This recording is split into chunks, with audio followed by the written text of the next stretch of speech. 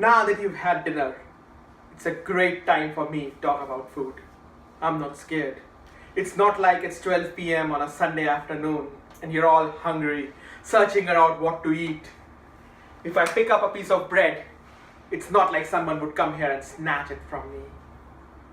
Bread. You cannot believe. It's wonderful. It's a surprise how ancient man got his hands upon such a feat of food. If you don't believe in God, it's tough to imagine how those cavemen would have gone on to understand all the recipes of making bread. Look at this wheat, the grains that I use to make bread. These are not really great. It's a coincidence, if anything, of how man would fall upon these. Hard, tough to swallow, tasteless. And if I accidentally swallow any of these, I'll upset my stomach. So it is a huge surprise. How would those cavemen, those brutes throwing stones here and there, get access to this wonderful technology to make wonderful food? Surprising.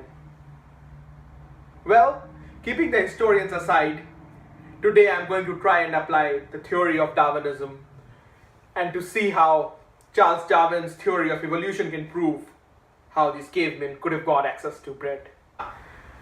Darwin's theory of evolution states that competition is the source of all diversity, of all discovery, of all invention. And that from amino acids to mankind, everything is a result of the survival of the fittest.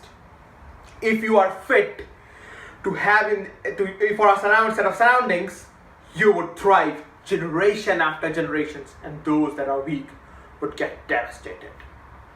Now let's try and apply this to the story of cavemen. Now we all know from the ape ancestry, cavemen had found two ways of discovering food. One was hunting. Second, foraging. Hunting. Cavemen could run around, capture their prey and eat them. The good ones at least.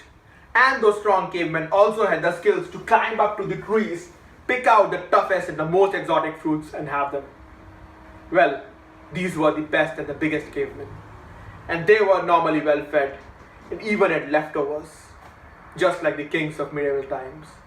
But regular cavemen, the weaklings, just like peasants, had tough going.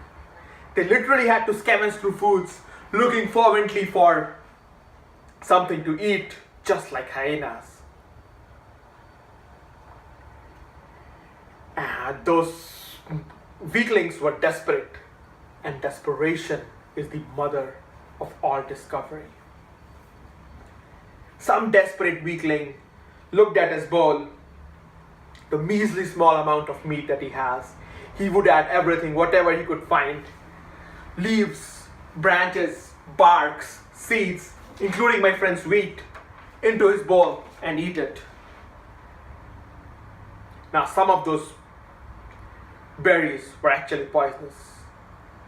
Most of the cavemen would die. But that's the beauty about Darwinism.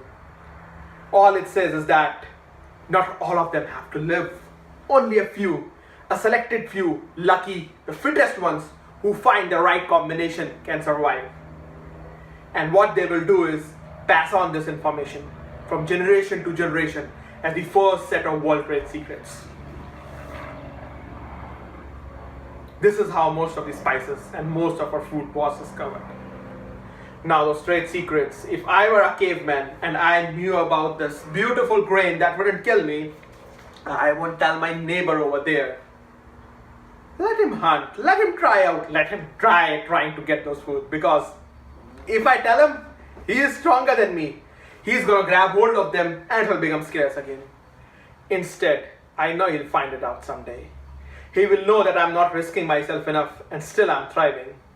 So I better do something more greedy. I'll be greedy. I'll collect everything, hoarding my stash for the winters. Now plants also go through the same survival of the fittest. So the plants that are weak, whose seeds rot, won't survive, while those whose seeds are wonderful, don't rot and survive the winter, would be my prized possessions. Only two types of plants would survive. Ones that could survive the winter, and the seconds were extremely tasty.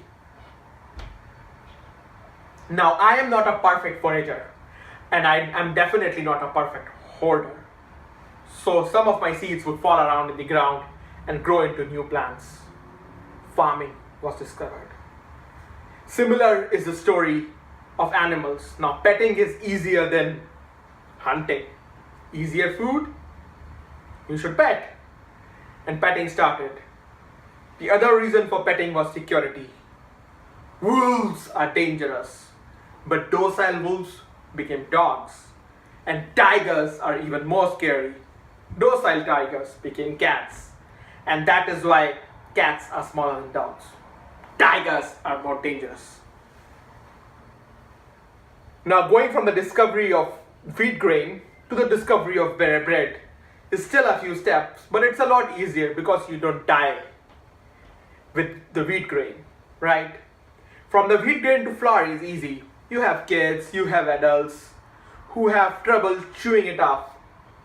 So you would grind them between rocks to create flour.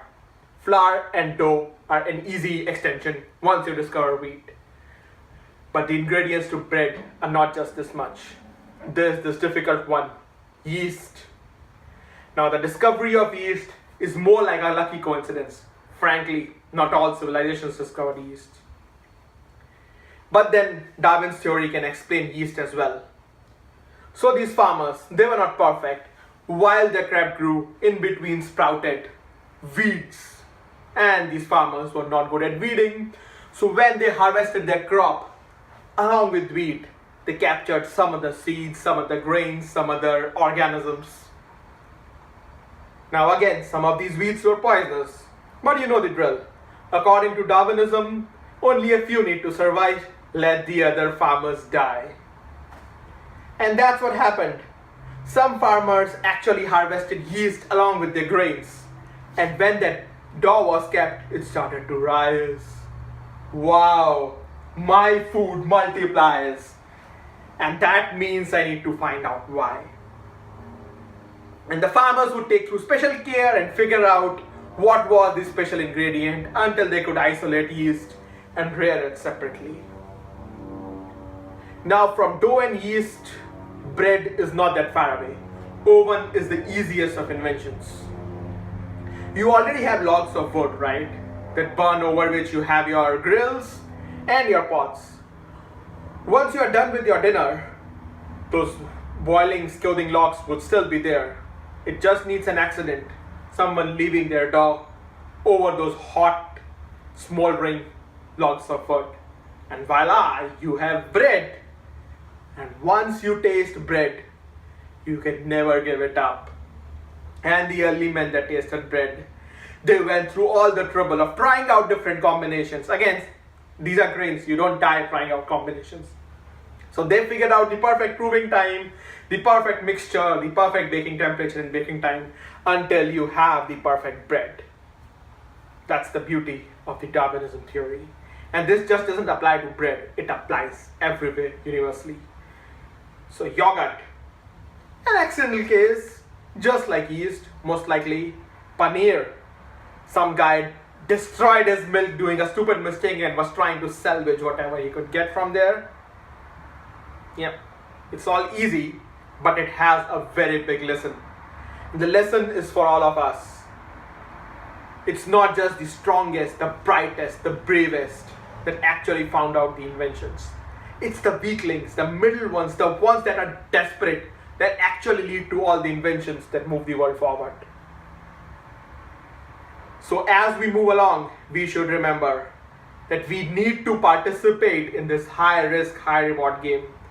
Because even though we are the apex species, if we stop doing that, everyone else would. And someday, those Davids would defeat the Goliath and we would become history, unless we keep participating. Thank you.